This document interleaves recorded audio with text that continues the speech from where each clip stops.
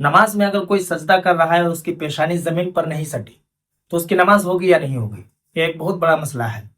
क्योंकि जब आप सजदा करते हैं तो ये आपके ऊपर जरूरी है कि आप पेशानी जमीन पर जमाइए, लगाइए, नाक की नरम हड्डी जमीन पर लगाइए। लेकिन कोई ऐसा शख्स है जो सजदा कर रहा है लेकिन पेशानी जमा नहीं रहा है, नाक सही से लगा नहीं रहा है। दूसरी एक बात यह भी है कि जो पीछे जो दोनों पांव होते हैं, दोनों पांव के 3-3 उंगलियों के पेट जमीन पर लगना ये वाजिब है नमाज में। लेकिन कोई ऐसा बंदा है जो नमाज पढ़ रहा है लेकिन ये तमाम तर चीजों को तर्क कर दे रहा है, उसकी नमाज होगी या नहीं होगी? तो आइए इसका जवाब आप सुनिए।